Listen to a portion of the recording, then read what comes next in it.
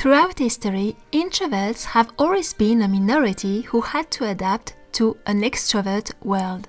But even in our modern time, the behavior towards introverts remains the same. Fortunately, introverts are numerous among writers, philosophers, thinkers, artists, poets, scientists, and stand up throughout histories and use their quill and ink to defend our different way of navigating into the world and attack the extrovert weaknesses at the same time, which is very pleasant. By the way, what is an introvert? The Oxford Dictionary says it is someone more interested in their own thoughts and feelings than spending time with other people. In the French dictionary, c'est quelqu'un tourné vers son monde intérieur. Now we cannot approach the introvert topic and not invite Pascal into the conversation.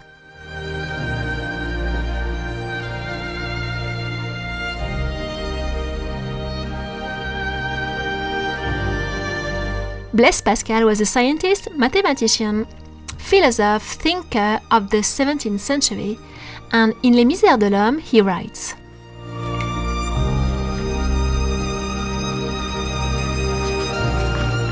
all humanity's problems stem from man's inability to sit quietly in a room alone. I'm an artist and have been an introvert my entire life. I find my energy, balance, power from within and struggle in crowds, in groups of people, and need to spend a lot of time on my own in my kingdom. If I was an animal, I would be a tortoise or a snail because I'm also just as slow as them. Introverts have constantly to battle this extrovert world because there is always the suspicion that there's something wrong with you when you are an introvert, for enjoying being alone so much, that you must be lonely, have no friends, your life must be a complete failure, that nobody likes you, that you must be misanthropic, boring, miserable, useless, that you are a total social inadapted person. A sort of monster. An introvert have constantly to defend themselves. I'm surrounded by a lot of extroverts and always had to justify myself my entire life. I have always been said to go out from my bubble. I always had to feel guilty if I didn't explore and took part to so many events, social distractions, social events, trips. Now the only reason I make a living as an artist in my adult life and support myself entirely with my ideas, my imagination and my skills is because I was an introvert child. And I spent a lot of time on my own when I was not at school, playing on my own, telling myself stories, creating all sorts of things, teaching myself to draw, to sculpt. I would have never been able to do that if I had been like a lot of children these days with a schedule full to the brim with social activities of all kinds. I can say though that at this time of my life, I never had so precious friends who are very important to me, and my solitude is rich, full, fruitful and prolific. I need deep and interesting interactions to make me live my introvert enchanted kingdom. Introverts are more aware of their own wealth. Le Marquis de Caraccioli, who was a French forgotten writer and thinker of the 18th century, published a very interesting book in 1762 called La Conversation avec soi-même, where introverts are celebrated with all their strength, and it's not a book for extroverts. He writes, n'avons-nous pas en dedans de nous la plus excellente compagnie? C'est une imagination féconde qui nous ravit au-delà de ce monde matériel, un intellect qui s'étend à mesure qu'il s'approche de l'infini, une mémoire qui nous entretient de tous les événements passés. J'y trouve en moi-même, quand j'y fus rentré, des moyens admirables d'occuper ma solitude dignement. Qu'on juge maintenant des trésors que nous possédons au-dedans de nous-mêmes.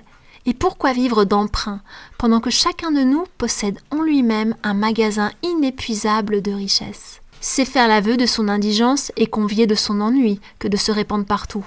When you are an introvert, you are constantly asked to leave your bubble, to share your world with others and to interact with others.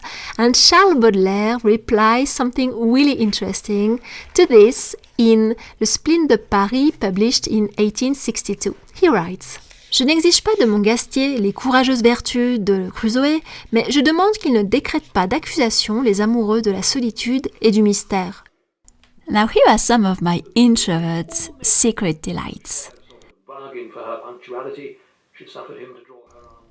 A perfect evening when it's cold outside, of sewing new clothes while listening to a great audiobook. And here I'm listening to Charles Dickens' Nicholas Nickleby, which is a wonderful novel. Emphatic voice as if to attract general attention. Having the town all for me on a snow day when the streets are almost empty and very quiet.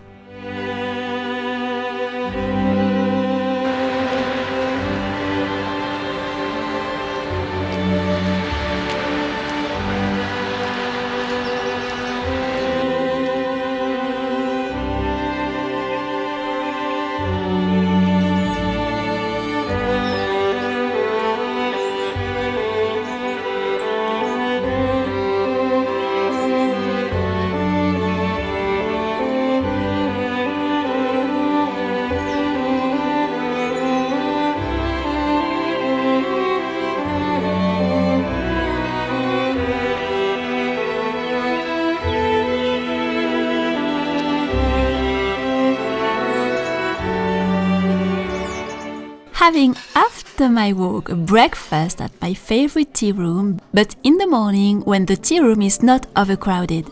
And I tried some brioche perdue and some new cakes I didn't try before.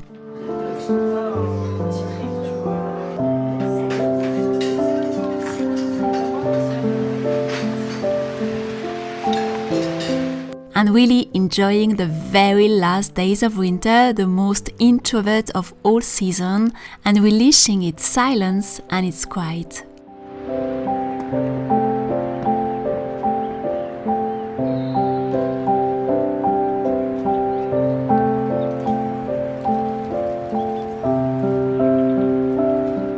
In his novel À rebours, that I already mentioned, the writer Rhys Mons talks about a character, his main character, who is an extreme introvert. His name is Des Esseintes, and he has decided to go away from the world, away from the city, and his doctor tells him to go back to the normal world. He was bound to abandon his solitary existence, to return to Paris and take part in the common life of men, in a rude endeavor to find diversions the same as other people.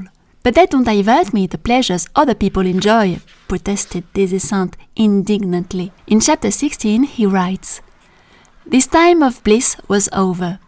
This heaven that sheltered him from the storm he must abandon and put out again into the storm-tossed ocean of human folly that had battered and bruised him so sorely." The main difference between extroverts and introverts comes with the approach to solitude. As writes Pascal, for extroverts, most of the time it's a burden. Chateaubriand, in The Genius of Christianity, writes, "N'en doutons pas, nous avons au fond du cœur 1000 raisons de solitude. Quelques-uns y sont entraînés par une pensée tournée à la contemplation, et d'autres par une certaine pudeur craintive qui fait qu'ils aiment à habiter en eux-mêmes. I love this expression he uses to inhabit within ourselves. It's just like if ourself is our home when we are an introvert, a real comfortable home which is so pleasant to live in.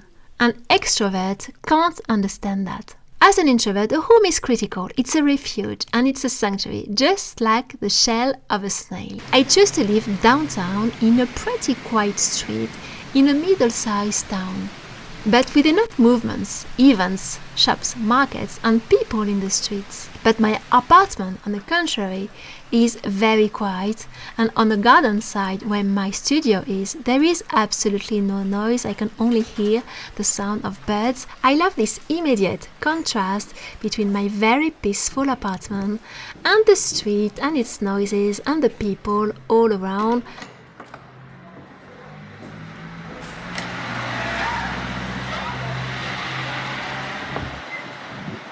Now, if you are also an introvert, let me know what are your own introvert secret delights or your introvert victories. What is your approach to this opposition introvert-extrovert? Do you feel the pressure of the extrovert world or people around you a little too heavy at times? Well, just let me know. That would be interesting for me to know your approach to that. Now, if you are an introvert and you like to create and do things in the comfort of your home, just know that the 18th century shoe workshop, which is one of the workshops among my collection, has reopened its doors, and it's open till March 31st. And of course, once enrolled, you can keep access to the content. So if you are interested to create an 18th century shoe in paper, just know that you can join right now, and you can join till March 31st. It's a very nice workshop if you are really a beginner with paper, you want to start a project which is not too long and will be pretty fast to complete with not too many technical challenges. I think this is a right option for you, because you can finish it in a pretty short amount of time, depending the time you can spend on it, but it's a good fit for someone who starts. You have all the details under this video and on my workshop's website, learnthemagicofpaper.com. You can give a thumbs up if you appreciated this video, if the topic resonated with you, and you can subscribe if you don't want to miss all the nice videos coming, and have a lot of things coming soon. I go back into my own bubble of introvert delight until the next video, and I hope to see you very soon.